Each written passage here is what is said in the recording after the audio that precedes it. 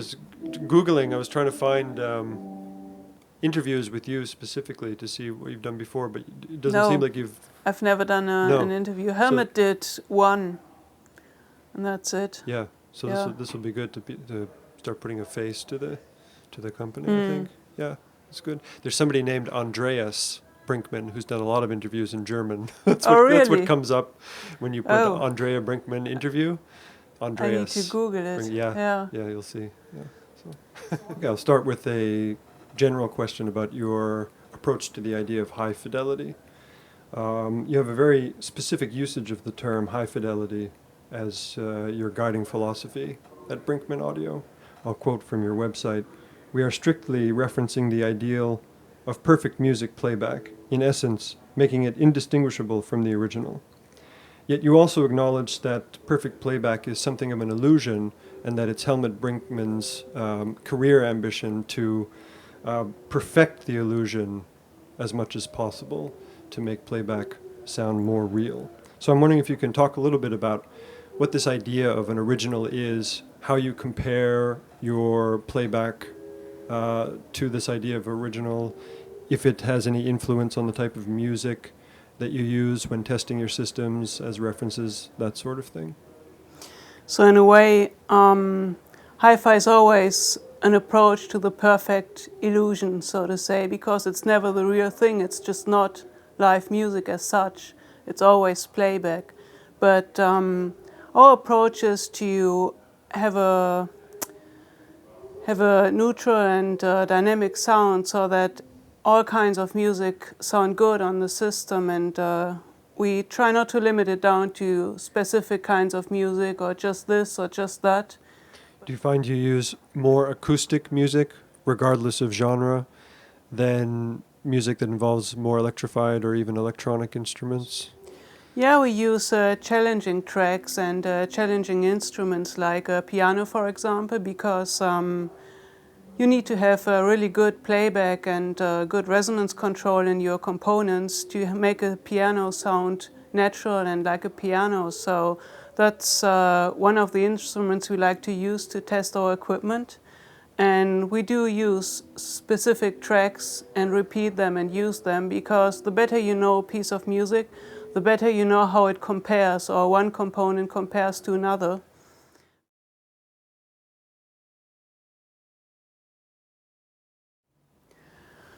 Well, it's got to do with speed, for example. So a turntable needs to get the speed right. Otherwise, an instrument can't sound the way it does. Plus, there's no good distinction when you play a piano, for example. There's no good distinction between hitting the different keys. When the turntable is too slow, it's kind of smudged, so it doesn't work out very well. Then it's the tonality of the component. So when it's dark sounding or bright sounding, it influences the sound and it gives a coloration. So then it's, I don't know how to say that. How do you say that, to have the full spectrum of? A broad spectral range, or maybe you're talking about dynamics as well? The full frequency range. Yeah, the full frequency range. You want to have a system that can give the full frequency range and not just bits of it or having stuff cut off or cut out. Mm-hmm. So that's the things we look for. Mm-hmm.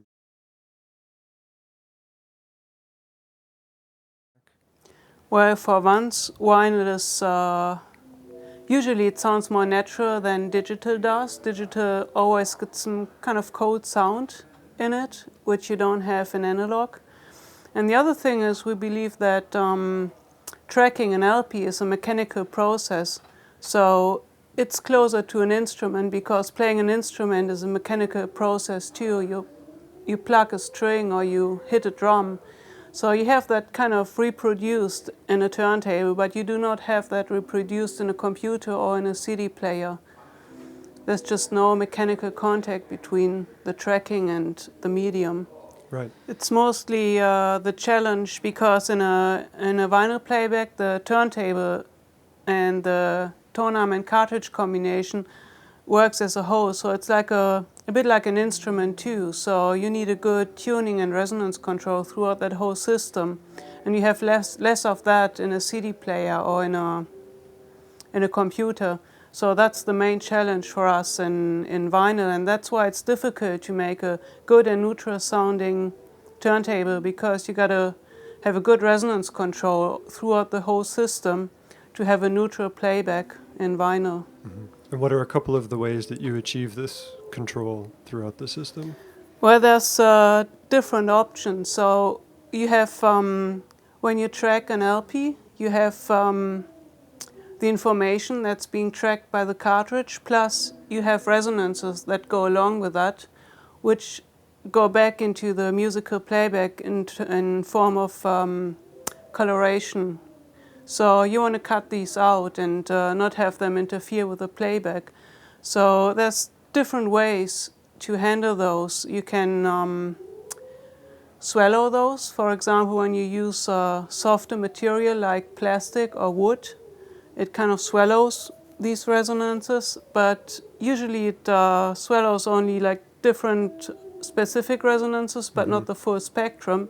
That's why we use mostly one material, which is aluminum, because that has a very even resonance spectrum, and it's a kind of soft metal in the inside, so it kind of swallows resonances, but on the other hand, it channels resonances on the surface because it's anodized and the surface is very hard, so resonances can travel and they can get discharged. So we regard the whole turntable as a kind of like a musical instrument, but instead of using those resonances like you would do in a guitar, we try to channel them to not have them interfere into the sound.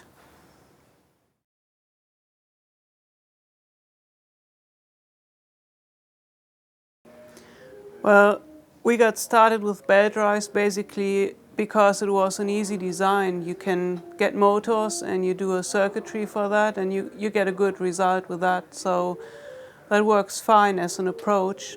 And then basically Helmut got interested. He worked on the direct drive out of his own interest, and he tried to approach the challenges, which in the direct drives are that they speed up very fast. They have a very strict speed control, so they have this harshness in the sound, and they are on the one hand very speed stable, which is a plus, and on the downside they are just not very musical, not as much as they could be. He mainly solved that problem with the harshness and the speed control by how he adjusted the coils and the magnets in the motor, so he got a very fluent but very stable movement in the direct drive. And he used that in the belt drive too. So the motor we use in our belt drives now is home built, and it's got a 4-pulse motor, so it's not a 2-pulse anymore. With having more steps, you have a smoother rotation, and it's got a very good speed control. It's very speed stable, and we just feel that both designs, direct drive and belt drive, have advantages and disadvantages. So you can't really say one is better than the other. It's more like how good you are in addressing these challenges. So one of the reasons why we decided to do a belt drive for the Spyder was because we didn't want to be limited to be the direct drive company, because we feel a belt drive is a good design. So right, and now customers can choose. They can based on their choose what they preference. prefer. Right.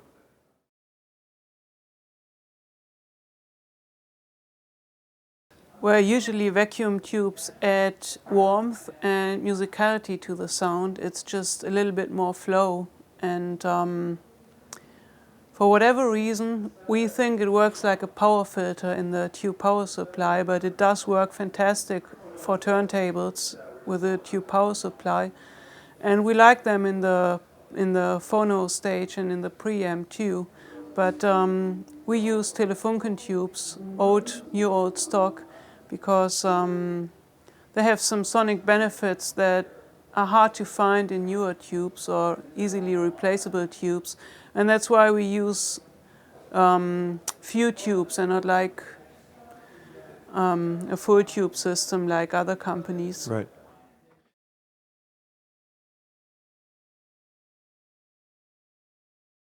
Well, actually, Helmut studied art for a while. Oh, really? Not for long, but I think it influenced his perception of aesthetics. So it's his work altogether. Right. And of course, especially on the turntables, you do have practical reasons for doing things this way or that way, and then you kind of work out the aesthetics based on the function and the amplifiers too. So since we had these glass covers and people loved them, we just kept doing them and had this very those come clean stock? and Okay. narrow design. Yeah. Yeah, I thought that was just for the, for the website and the brochures so that you could see in, but you actually ship them like that for Yeah, everybody? they actually sell with glass Okay, covers. nice. Yeah. Yeah. Yeah, I would like that too.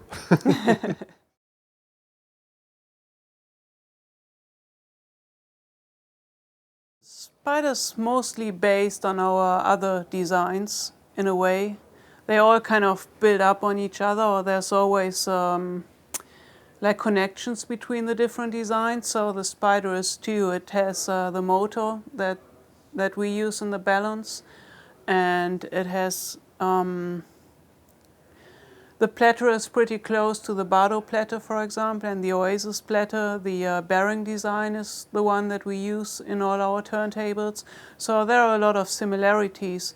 But the main idea in the Spyder was to have a flexible design so that we could use, so that the customer can mount different tone arms.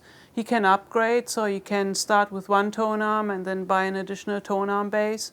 You can, depending on how much space you have, you can place it in a different way, like put the tone arm sideways or more in the back. So our main design idea behind the Spyder was flexibility.